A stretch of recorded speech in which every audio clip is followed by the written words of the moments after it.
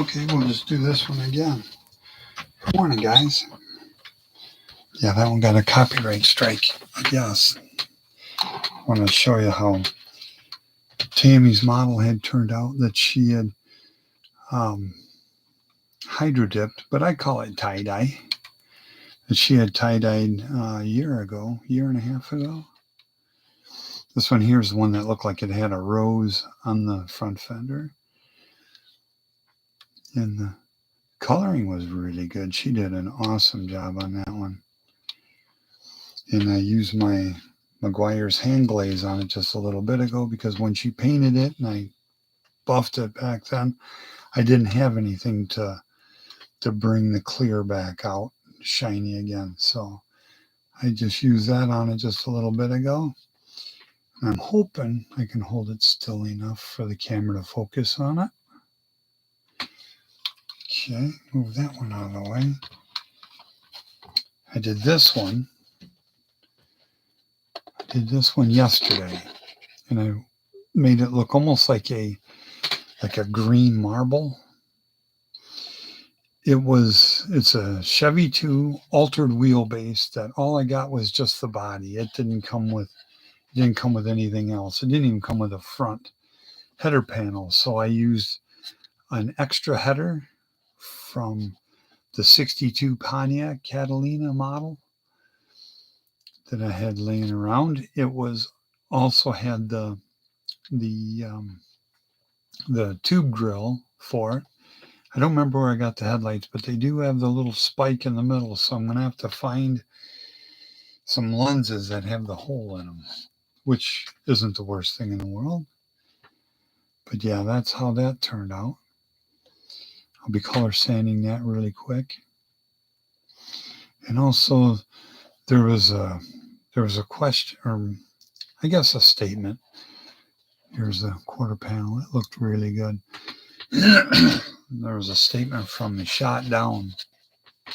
He was saying how he tried this back in the 80s and it didn't turn out all that well. I did this back in 93 on Mysterium, was my very first one. I wet sanded it with 400 grit so the paint would really stick good.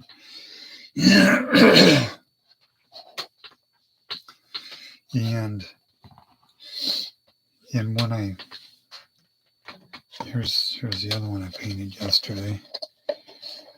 I'll have to color sand and buff that in about an hour, it looks like.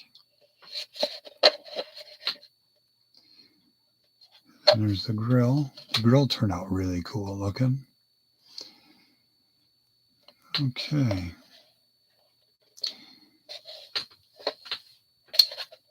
So there's that one. I don't have any black cars, so I figured I was going to paint that just exactly like I painted the Cobra.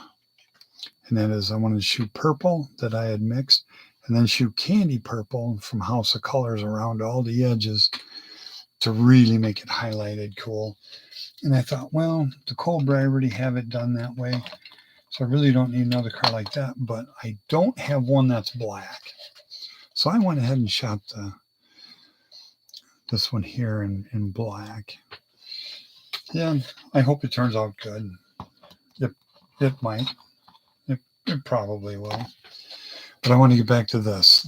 To answer some of the questions that Shot Down might have, and that is, how to really go about this paint work. The first one that I did, this is cool in here. The very first one of these that I did was at Mysterium. I did in the summer of 93.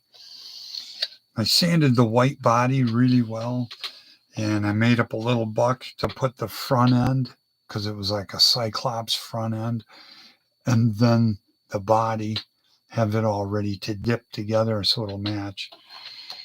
And I had everything lined out. I thought it was going to really turn out cool. And I shot it, or painted it that way by dipping it and everything. And then I took it to work, and then I clear coated it the next day. Then after I had the clear all color sanded and buffed and had it perfect, I went and started assembling it. As I was working on it, the paint was crumbling off the body. It didn't have any adhesion whatsoever. And I couldn't figure that out because I had wet sanded it and did a thorough job of that so it would stick. So, yeah, look at that. That is like a marble top. Now, it didn't have anything with the body. Like I said, I did the header panel so it'll at least have one. And then I went through and I built an engine and stuff for it. And I need to go through and kind of detail it up a little bit more. And then I made an interior. This was a bumper from, looks like that Dart, that 69 Dodge Dart. Looks like that's where that's from.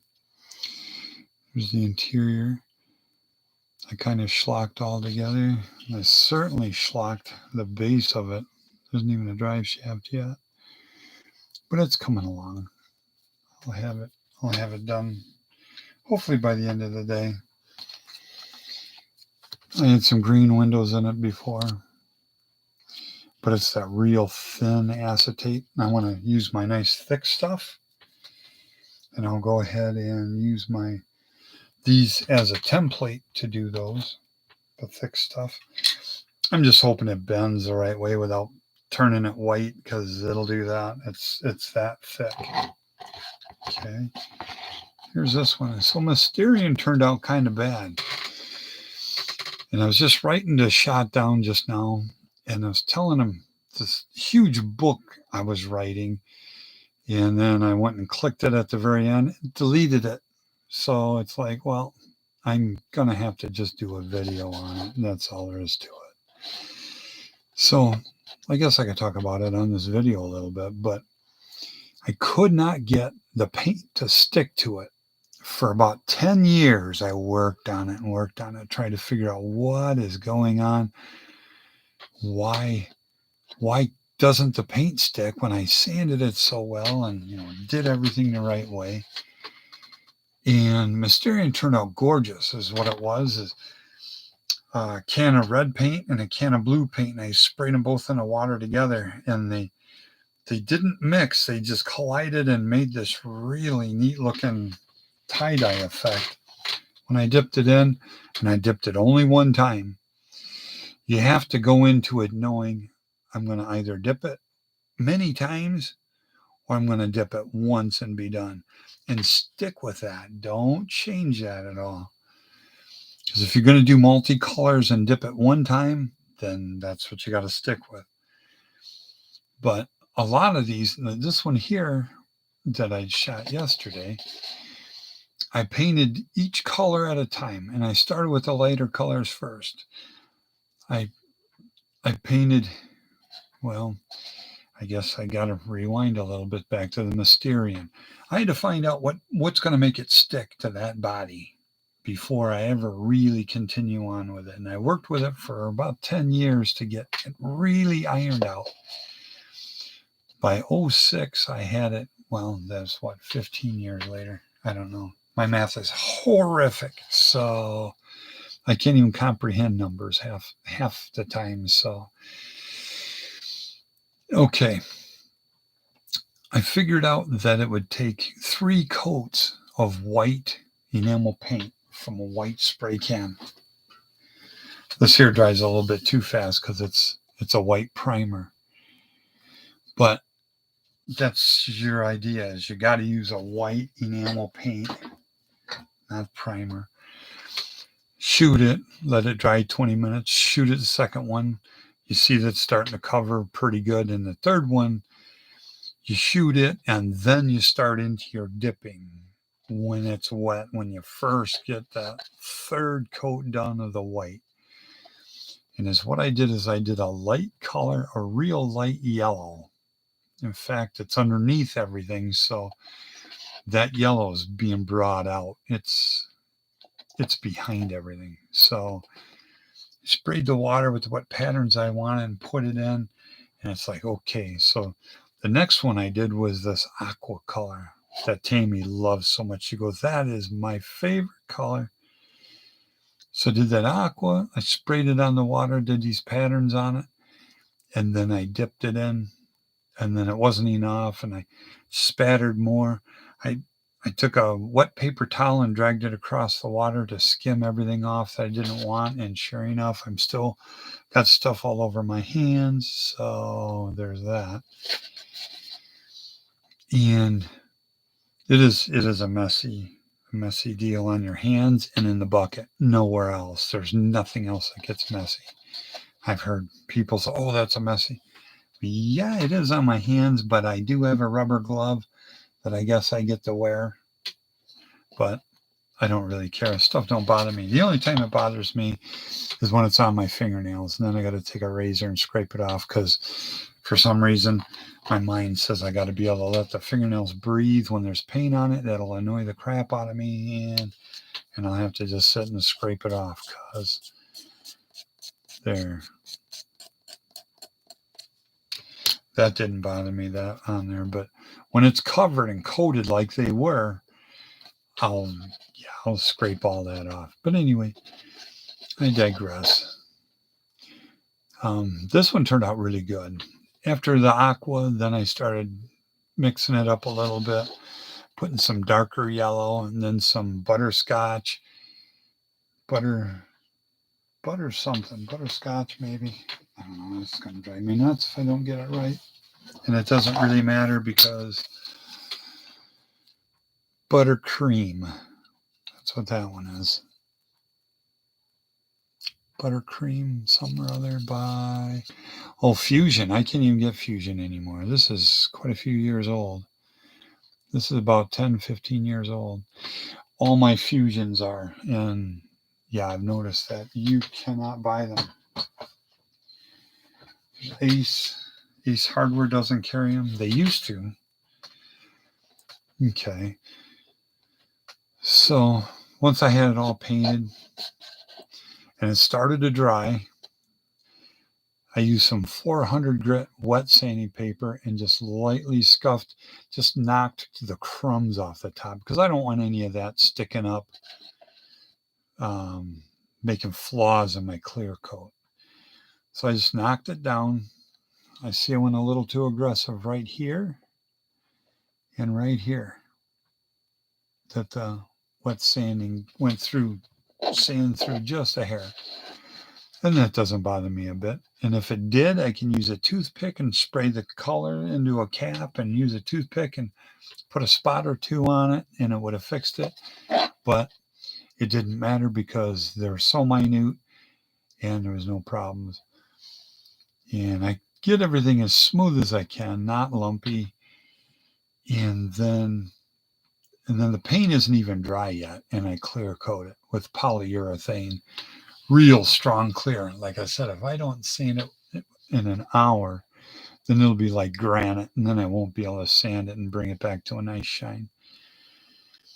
But I'm going to sand it in about an hour and then let it set up for 14 hours after I painted it, and then I can start buffing it out, buffing it back to a nice shine.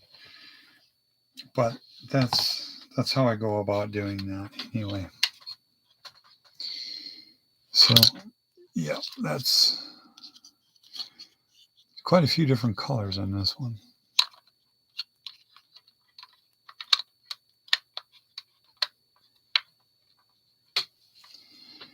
I don't think the taillights went in right. Maybe they're turned around or they're supposed to go inside the back side of these chrome buckets. That might be. The instructions were unclear about what to do with that, but yeah, it didn't turn out right. I don't think. Maybe it did. But yeah, that's how the rest of this turned out really good.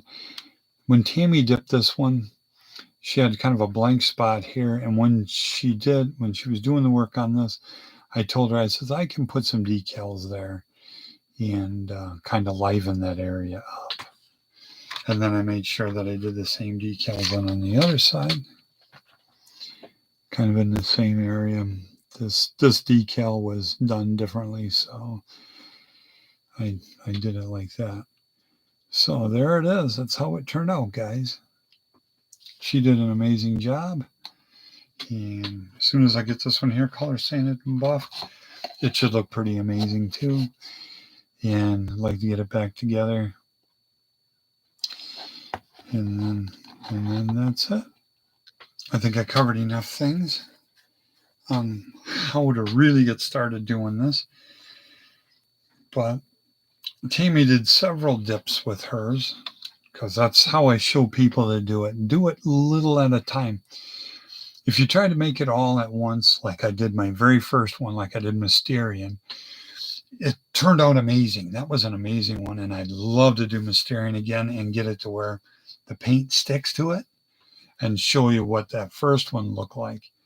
Because I can replicate the same kind over and over and over again because I have a photographic memory. I can remember what I did, how I manipulated the paint in the bucket with a popsicle stick, or there's a billion different things that I can do with this type of paintwork. So they normally turn out really good. I've never had to strip anything or sand it off and repaint it.